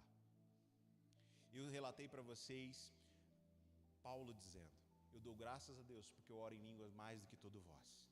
Eu quero te ensinar algo. Quando a gente começa a ter as experiências com Deus, as experiências não podem moldar como que a gente enxerga Deus. A minha experiência, ela tem que submeter ao que está escrito. As minhas experiências, elas não podem mudar minha teologia. Elas têm que reforçar o que eu acredito. Certo? Então, para você num dia não se desviar e montar uma seita, como tem a turma do aí agora, entenda algo. A sua experiência tem que submeter ao que está escrito. Então essa foi a experiência do Dave Robertson. Mas eu quero te contar a experiência de Paulo. Paulo disse à igreja de Corinto, dou graças a Deus porque oro em línguas mais do que todo vós. O que a Bíblia vai relatar sobre o ministério de Paulo? Atos 14:3. Detiveram-se ali, pois muito tempo, falando ousadamente no Senhor, o qual confirmava a palavra da sua graça, concedendo que por suas mãos se fizessem sinais e prodígios. Está falando do ministério de Paulo. Atos 19, 11 e 12. e Deus, pelas mãos de Paulo, fazia milagres extraordinários. Romanos, capítulo 15, do verso 18 ao 19. Porque eu não ousei discorrer sobre coisa alguma, senão sobre aquelas que Cristo fez por meu intermédio, para a obediência dos gentios, por palavra e por obras, pelo poder de sinais e prodígios e virtude do Espírito de Deus. 1 Coríntios capítulo 2, versos 4 e 5. A minha palavra e a minha pregação não consistiram em linguagem persuasiva de sabedoria. Eu não convenci vocês por qualquer filosofia barata, mas em demonstração de espírito e de poder, para que a vossa fé não se apoiasse em sabedoria humana, mas no poder de Deus. 1 Coríntios 4, 20. Porque o reino de Deus consiste não em palavras, mas em poder. 1 Tessalonicenses 1,5. Porque o nosso evangelho não chegou até vós, tão somente em palavra, mas sobretudo em poder no Espírito Santo, em plena convicção. O que eu quero te dizer é que Deus não te chamou para fazer um evangelho, pregar um evangelho ordinário, uma sabedoria. Deus não te chamou para vender uma filosofia, Deus te chamou para manifestar o Espírito dele onde você estiver. E eu quero te dizer que o Espírito de Deus quer confiança dele onde ele está. O Senhor faz questão de se manifestar. O que normalmente está faltando é alguém que olha assim: eu preciso de orar em línguas, eu preciso de andar nesse lugar. A partir do momento que eu decidi orar em línguas, a minha vida nunca mais foi a mesma. Eu posso te dizer que há 13 anos eu nunca mais me desviei. A única coisa que eu já cheguei a pensar é falar: Deus, me recolhe. Mas virar à toa igual eu era, eu não sirvo mais não. Para deixar de crer no Senhor, eu não consigo. Eu não presto mais para funcionar no mundo, eu só presto para ser crente. E agora eu descobri algo: tudo aquilo que eu ouvi falar, eu posso viver essas coisas. À medida que eu comecei a falar em outras línguas, eu comecei a viver o extraordinário de Deus. Então eu já disse um dos benefícios bíblicos dele, que ele vai falar a respeito de edificar-se a si mesmo. Mas o que acontece? Quando Paulo está falando sobre falar em línguas, em 1 Coríntios 14, ele faz uma menção a um texto do Velho Testamento. Ele faz uma menção e ele deixa claro que aquilo era uma profecia sobre o falar em línguas. E onde que estava essa profecia? Ele vai mencionar isso em 1 Coríntios 14, 21, ele vai dizer assim, ó: pois está escrito na lei, por meio de homens de outra língua e por meio de lábios estrangeiros falarei a esse povo, mas mesmo assim eles não me ouvirão, diz o Senhor. Ele cita esse texto. Como que está o texto no Velho Testamento? Parece assim: Paulo disse algo no grego, o que foi no grego foi traduzido para o português e é isso que nós temos. Como que está o texto que é traduzido direto do hebraico? Isaías 28, 11 e 12. Assim, por lábios gaguejantes e por língua estranha, falará o Senhor a este povo, o qual disse: esse é o descanso, mas não quiseram ouvir. Vamos lá? O Senhor está dizendo que vai chegar um momento em que ele vai falar com o povo que é rebelde, o povo que se desviou. Ele vai falar às pessoas. Como? Por meio de lábios gaguejantes. Paulo diz que esses lábios gaguejantes é o falar em outras línguas. Ele está dizendo, voltando lá no começo da nossa mensagem, como está em 1 Coríntios capítulo 12, verso 1 e 2, que você serviu ídolos mudos, mas agora o Senhor, por meio do Espírito dele, vai falar por você. Como que ele vai falar? Falando em línguas. Esse é um dos meios pelos quais Deus vai te encher do Espírito dele e você vai poder comunicar as verdades dele. Agora, é só isso? É só por servir os outros? E eu quero te mostrar que não. Se você ler todo o capítulo de Isaías 28, você vai ver que ele é um texto extremamente messiânico. Na verdade, o livro de Isaías é chamado de o profeta messiânico. Isaías, inclusive, tem 66 capítulos e a Bíblia canônica tem 66 livros. Não é à toa, boa parte do livro está apontando para Cristo e para aquilo que vem depois, para os nossos dias. Eu quero ler com vocês alguns versículos, e eu prometo que eu vou ser breve nisso. E depois nós vamos passar para a parte do prático. Isaías 28, 5. Quiser projetar? Isaías 28, 5.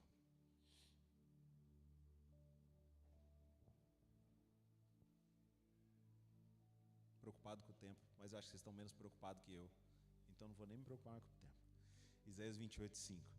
Naquele dia, o Senhor dos Exércitos será uma coroa gloriosa, um belo diadema para o remanescente do seu povo. Nós, o povo que foi salvo. Glória a Deus! Naquele dia, o Senhor dos Exércitos será uma coroa gloriosa, um belo diadema para o remanescente do seu povo.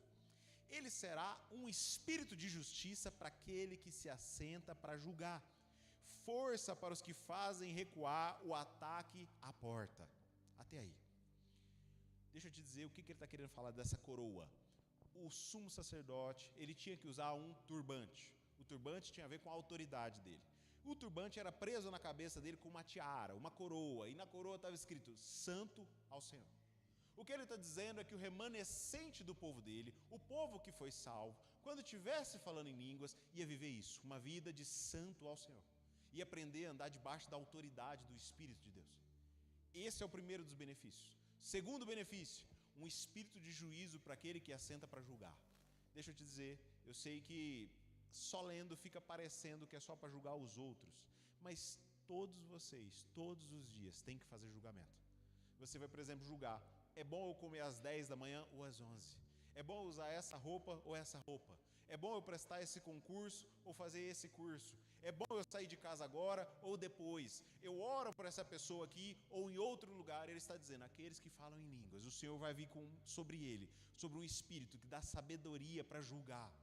Eu não sei, irmãos, a quantidade de decisões que eu tomei e que qualquer pessoa ao meu lado diria: você é louco. Bom, vocês convivem comigo, mas a quantidade de vezes que eu tomei decisões que alguém dizia: você é besta, cara, tá louco de fazer isso. Eu comecei falando em línguas. Eu tinha uma namorada, não tínhamos discussão, não tinha briga. Ela morava em Ribeirão e eu em Cuiabá. Quando eu comecei a falar em outras línguas, rapidamente o caldo entornou. Rapidamente a gente começou a arrumar confusão. E eu falei: olha, vamos fazer o seguinte, você segue seu caminho e eu o meu. Eu era doente, apaixonado por ela. Alguns meses orando em língua, essa mulher deixou de ter relevância na minha vida. E aí ela vem brigar comigo. Eu falei: faz o seguinte, segue seu caminho, eu sigo o meu. Eu falei: Deus, a minha vida está nas suas mãos. Eu descobri que enquanto eu estou falando em línguas, eu estou falando em mistério. E eu estou orando os mistérios que o Senhor tem para a minha vida. Eu estou clamando para o que o Senhor vai fazer na minha vida. Se o Senhor tiver ela para a minha vida, o Senhor alcança ela. Se o Senhor não tiver, o Senhor dá o seu jeito. Em setembro de 2013 eu fiz um voto a Deus. Eu disse: Deus, eu não beijo a boca de mais ninguém até o dia do meu casamento. For noiva minha, eu não quero mais me perder, eu não vou me envolver com mais ninguém até no dia que eu me casar, Deus. Fiz um voto a Deus. Eu me casei com a Paula no dia 20 de setembro de 2014. Um ano depois, a hora que eu estava entrando, eu lembrei dessa conversa. Eu mantive o meu voto, mas eu não lembrava quando que eu tinha feito ele. Na hora que eu estou entrando para ir me casar com ela, eu lembrei da data, foi em setembro de 2013. Um ano depois, eu estava vivendo o que Deus tinha para mim. Eu não conhecia a Paula, nós não tínhamos conexão. Eu congregava no IBN lá em Cuiabá e ela congregava na Assembleia de Deus aqui em Tangará. Eu estou lá em Cuiabá, eu fiz amizade com o pessoal num retiro em novembro de 2013 aqui em Tangará da Serra. Montamos um grupo, era um grupo voltado à oração, compartilhado do sobrenatural, do Espírito. Era um grupo misto, tinha reformado, era um grupo bacana, só gente solteira e tal, sabe? Aí umas amigas me convidam e dizem assim: olha, no carnaval você vai fazer o quê? Eu falei: não tem nada, a nossa igreja aqui não vai ter nenhum evento e tal. Você não quer vir para Tangará da Serra? Vai ter um retiro aqui, estão trazendo um profeta de fora. Eu falei: eu gostei da conversa, eu quero. E eu vim. Foi nesse retiro que eu conheci a Paula. Quando eu passei pela Paula, que eu toquei nela, ela teve uma visão, ela viu um par de alianças. A gente nem tinha conversado, eu esbarrei nela sem querer, eu ainda pedi desculpa. E depois que a gente estava conversando, ela disse algo, ela falou: olha, eu acho que eu tenho que compartilhar algo com você. Quando eu toquei você, eu vi um par de alianças. E eu creio que Deus está te falando que Ele tem um matrimônio para você. Eu falei: amém. Daí eu olhando para ela, eu falei: bem que podia ser você. Foi: é verdade. Só falta você entender de quem que vai usar a outra aliança. E naquele retiro mesmo, a gente conversou, com poucos dias continuamos a conversa. Falei: olha, sorriu pra mim, irmãos. Quando eu convidava você pro ministério, alguma coisa, se sorrir, não tem mais volta. Olha lá o Juan sorriu, olha lá. Aí ele não sabe mais daqui. Várias portas se abriram na minha vida de forma extraordinária. Eu não sei a quantidade de vezes que o sobrenatural aconteceu na minha vida. Eu não sei te contar todas elas. Mas hoje eu vinha vindo dessa pesada e eu queria te contar algumas experiências. Uma delas foi agora, semana passada. Semana passada nós fomos orar lá na chácara com o pastor Rosenilo. E no momento da oração, eu acho que eu já contei isso aqui na igreja. Quando eu era criança, meu pai tinha um mercado no distrito de São Jorge. E ele também era açougueiro, sabe? Então ele matava vaca por lá mesmo, porque não tinha matador, não tinha nada. E aí ele matava, trazia para o mercado, desossava e vendia, né, os cortes. E uma das coisas que eu gostava de fazer, primeiro, era ir com ele. Então eu tinha uns 4, 5 anos, eu pulava 4 da manhã para poder ir com ele matar vaca. E o que eu gostava de fazer? Quando eu chegava, aí ele me ajudava a esticar o couro na casinha de sal, era salgar o couro. Nós não tínhamos câmara fria para manter esse couro, então você tinha que salgar e salgar muito bem. De tempos em tempos o cara passava a buscar e o couro tinha um bom valor comercial. Mas eu gostava do quê? Aquilo é liso, que nem quiabo, irmão. Então às vezes eu convidava algum amigo para ir comigo. E a gente pegava aquele saco de sal, tinha uns pregos assim nas paredes, aí você rasgava o saco, o cara tava de costas, já mandava. Normalmente saía mais sal em nós do que no couro. Então era a nossa diversão, aquele negócio era muito liso, então caía de todo jeito. Às vezes você tomava um saco daqueles pequenininhos de sal, já caía ali, e eu gostava daquilo. Agora tem algo, aquela casinha de sal, ela tinha um cheiro característico. Não era da carne putrefeita, mas quem conhece isso vai saber. O cheiro do charque quando está sendo feito, o cheiro do couro quando está curtindo, era esse o cheiro. Então é um cheiro relacionado a sangue. Eu sempre que eu sinto esse cheiro, eu sei que é sangue. Aquilo foi por um bom tempo, então isso ficou registrado na minha memória. Quando nós estávamos lá no pastor, nós começamos um momento de oração, e quando eu fui orar, no lugar que eu estava orando, eu comecei a sentir aquele cheiro, mas ficou muito presente. E eu sentindo aquele cheiro, e eu falei, Deus, isso aqui está com cara de ser espiritual. Mas também, o cara tem uma chácara, pode ser que ele carneou uma vaca aqui esses dias, pode ser que ele está curtindo algum couro. E comecei, né? Mais ou menos no meio, a Sara levanta lá de onde ela está orando e vem em mim. Falou, pai, você ouviu? Eu falei, ouvi o quê, meu amor? Falei, tem uma mulher que de tempos em tempos ela grita assim, sangue. Passa um pouco, ela grita de novo, sangue. E depois de novo. Eu falei, filha, eu não ouvi. Pode ser que Deus esteja falando algo com você, mas depois a gente conversa. Eu fui para a chácara, eu não estava pensando em servir ninguém. Eu fui lá pensando em resolver minha vida. Eu estava procurando direções pessoais para mim. Fazia dias que eu estava orando a respeito. Quando eu entendi o cheiro de sangue que eu estava sentindo, o que a Sara estava ouvindo, eu já imaginei que Deus estava querendo fazer alguma coisa na área de intercessão. Alguma coisa sobre aquela que eu te ensinei, sobre o coração do sacerdote. E eu automaticamente falei, Deus, eu não estou empolgado para isso. Eu não estou aqui nesse foco. Estou confessando aqui quem eu sou, irmãos. Não quero vender para você uma imagem de um santo que eu não sou. E eu realmente não estava empolgado. Eu falei, Deus, eu vim aqui na esperança do Senhor me dar uma direção. Eu vim aqui para ouvir o Senhor falar comigo de alguma forma.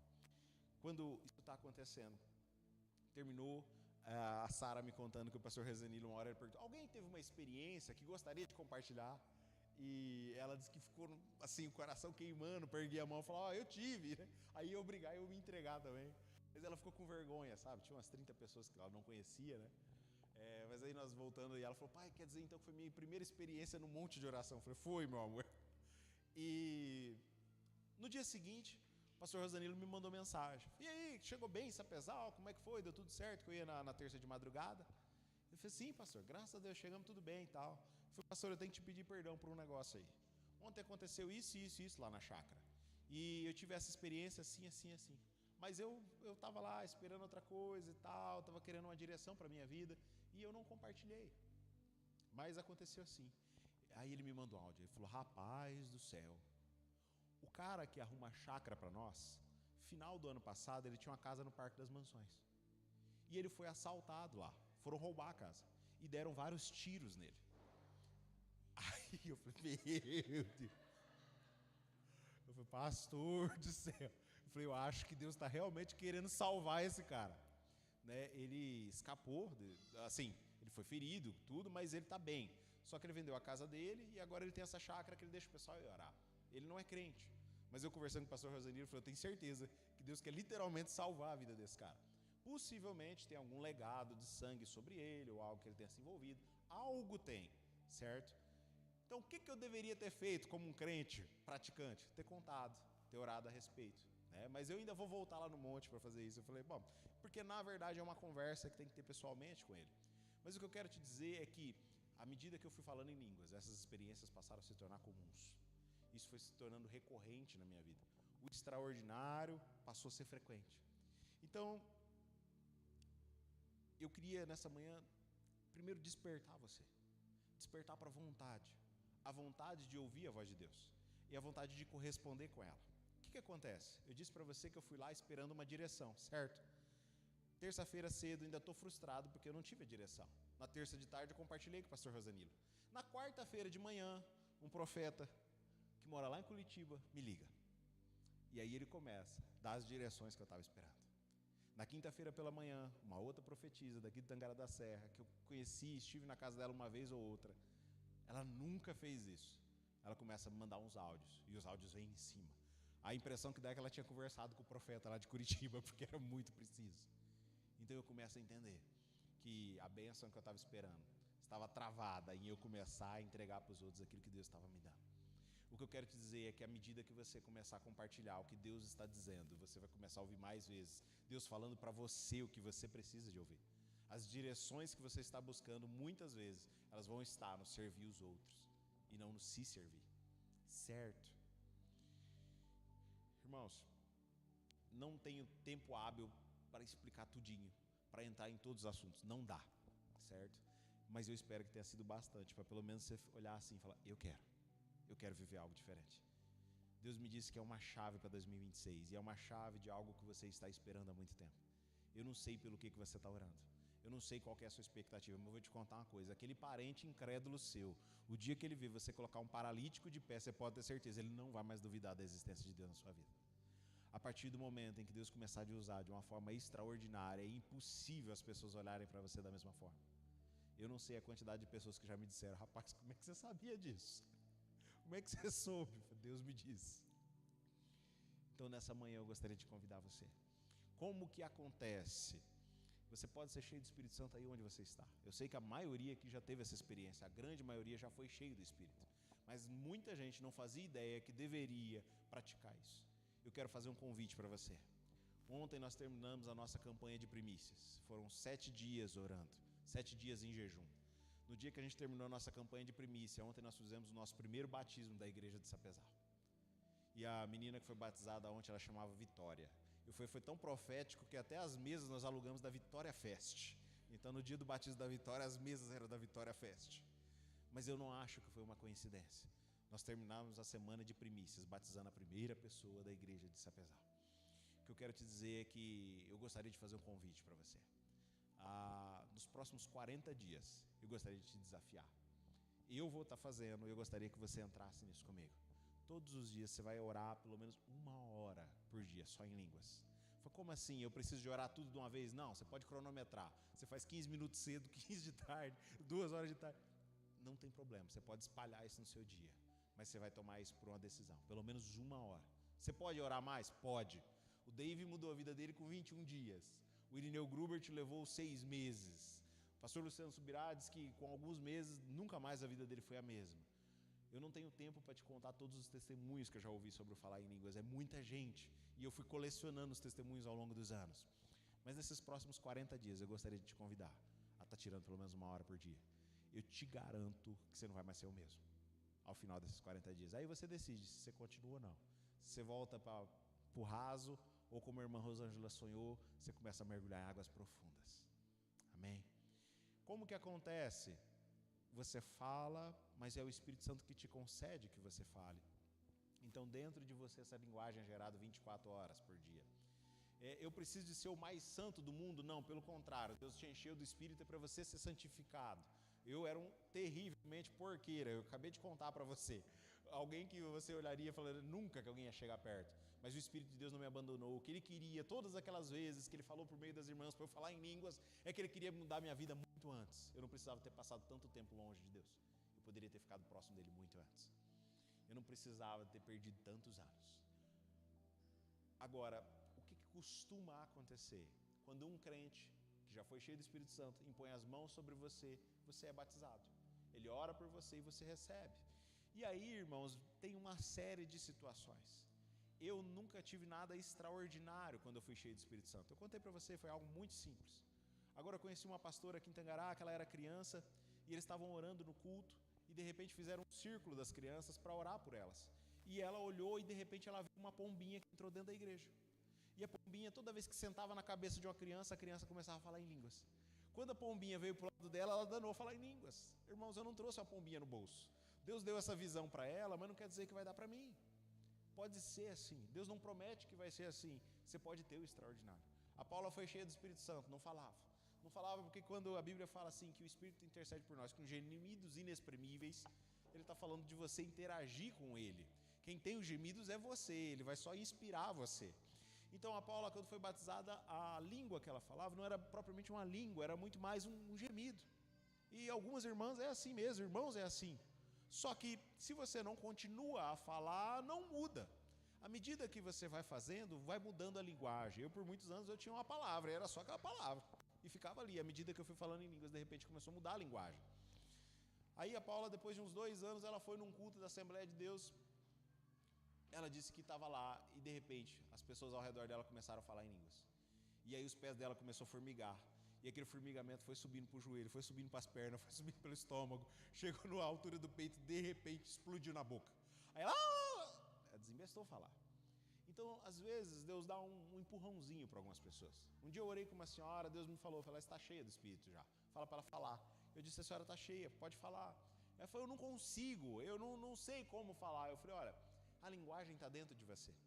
Se você pensar nela, você sabe até o som que ela tem. Eu só preciso que você fala.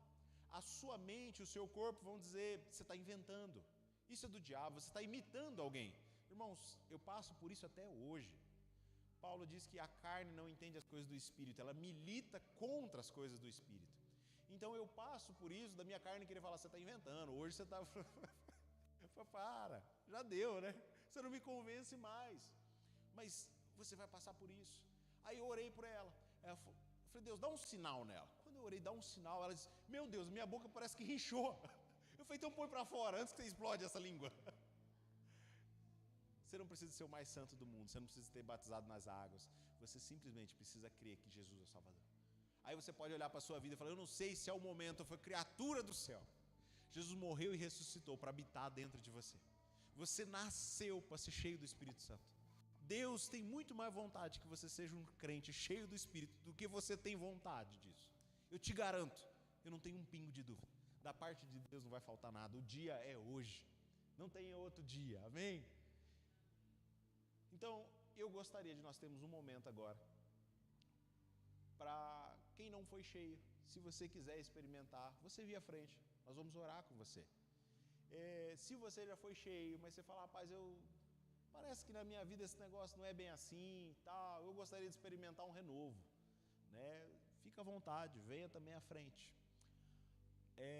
Irmão Juan, você ministra um louvor? Eu sei que a gente está com o tempo praticamente estourado. Acho que normalmente a gente acaba 11 horas, é isso? Você me dá mais uns minutos? E para Deus, você dá quanto tempo? Então nessa manhã eu gostaria de convidar você que quer ser cheio, vem e fica à direita. Você que gostaria de um renovo, vem e fica à esquerda. Foi por quê? Foi porque eu estou pedindo para ficar mais fácil para nós, irmãos. Não tem nada a ver se vocês ficarem da direita ou à esquerda, por mais que tem diferença. Mas à direita, por favor. Em outro sentido tem diferença.